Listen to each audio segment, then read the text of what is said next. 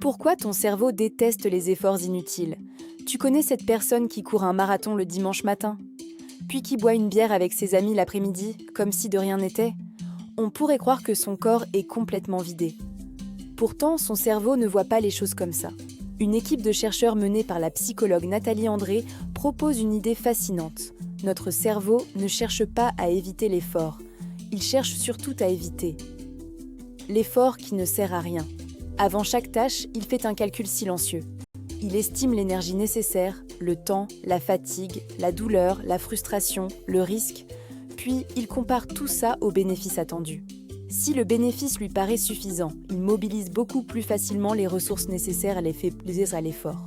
C'est probablement pour ça qu'un marathonien peut encore avoir l'énergie de profiter du reste de sa journée. Mais si le bénéfice semble trop faible, ton cerveau freine. Ce n'est pas de la paresse. C'est une stratégie pour économiser des ressources limitées. Et ce mécanisme apparaît très tôt. Des chercheurs ont observé que des enfants de 6 ans étaient souvent militants et souvent plus heureux après avoir réussi une tâche difficile qu'une tâche facile.